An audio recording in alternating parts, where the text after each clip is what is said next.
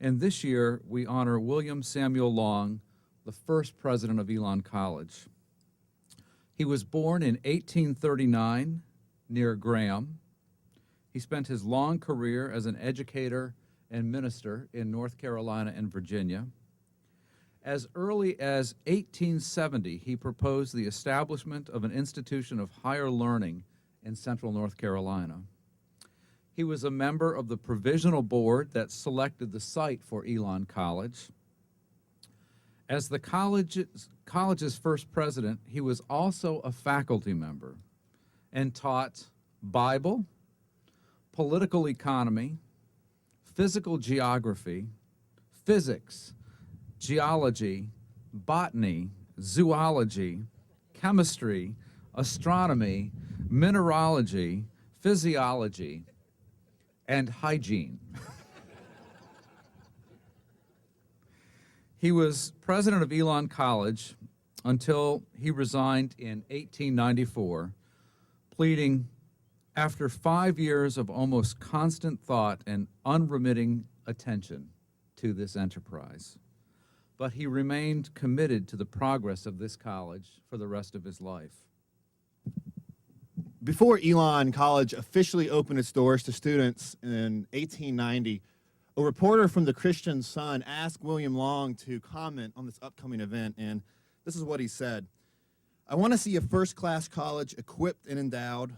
When that is accomplished, I shall be ready to close my life work. Until that is done, I shall devote all the energy I have for it." Well, this was a lofty promise, but one that he was determined to keep. But fostering Elon's growth wasn't an easy task. Among other things, funding was always a problem. Not particularly interested in accumulating personal fortune himself, Long practically almost went bankrupt trying to keep Elon's doors open in those first few years of its existence. Whenever a student couldn't afford to pay tuition, for example, Long always worked out a deal that usually involved the student's family providing livestock or some other practical goods to help feed and house the students. And as far as I'm concerned, if anyone here, any students now have an extra cow or two lying around, come into Dr. Lambert's office and see if you can work something out. Well, Long did retire from the presidency in 1894, and at that time a total of 257 students had graced Elon's small Oakfield campus. Long felt satisfied that his work pertaining to the immediacy of Elon's growth was complete. He would go on to be a superintendent of schools in Graham until 1910, and that's when he completely retired and moved to Chapel Hill. However, most of you know that a devastating fire swept over Elon's campus in January of 1923, forcing the school to temporarily close. Well, William Harper, who was then Elon's president, later recalled what it was like calling William Long and telling him what had happened, and this is what he said. "I called Long over long distance and broke to him the sad news. My own heart ached as I talked with him. But Long said, 'I am deeply grieved to learn of this misfortune, but don't be discouraged. Elon has more friends today than in 1889. They will build our college back on a higher scale.' Then Harper said he hung up the receiver with quickened hope." A few days later, Harper received a letter from Long in which the latter proposed mortgaging his Chapel Hill home in order to raise money for Elon's rebuilding. Harper refused this offer, but later said that Long's willingness to sacrifice so much itself made the greater vision of Elon's reopening all the more real. Just over a year later, William Long was in a car accident, which eventually took his life a week later. My grandfather, a man named Bill Ward, who himself just passed away last October, once told me that his earliest complete memory is of standing in a doorway around the age of 4 and watching his great-grandfather, William Long, a man he hardly knew, lying in a bed, taking what would be some of his last breaths. For me, it's kind of incredible to think that the close of Long's life marks in many ways the beginning of my grandfather's life, or at least of his memory. When I was a senior here at Elon, my granddad gave me a handwritten document, about 20 pages long, and he said that it was one of William Long's sermons. So after I read through the text, I realized this wasn't simply a sermon. I did some research actually here in Belk Library, and I realized that what he gave me was the baccalaureate address that Long gave to the class of Elon, to the class of 1908. So in the spirit of Elon's remarkable history, I want to close my brief words by reading to you some of Long's words that he uttered here on campus under the oaks 100 years ago.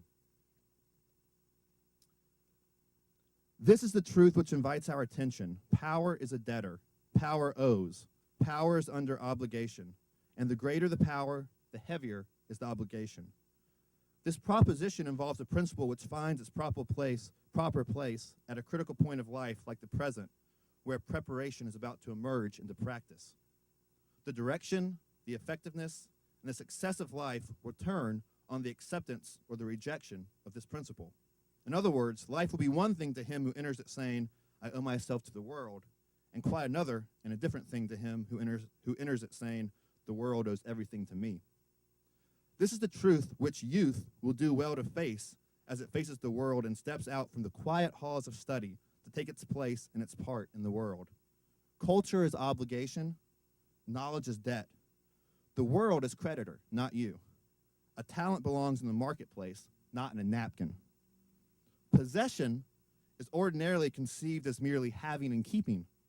You have so many dollars. You have so much knowledge of biology or physics or classics or music or painting. That is yours. No one has the right to say how you shall use it or that you shall use it at all. However, no man can live unto himself. It is an essential a possibility and a philosophic law. Nothing in the universe is or can be a purely isolated unit. Every object involves and includes an environment, and the things belong and go together. The existence of the thing implies the existence of the environment. Suppose you heap up knowledge. You know all the sciences. What then? If that is all, if your knowledge and culture do not go out from you, are not worked at their highest power to form and stimulate society's thought, to lift its ignorance, to expose and fight its popular fallacies, you are working no better than a broken lumber wagon. Possession and impartation are not contraries. You do not truly possess without giving. You never know anything so thoroughly as after you have taught it to someone else. I give you then, members of the class of 1908 or 2008, this truth with which to face the world's work and warfare. You are not your own. You owe yourselves to the world.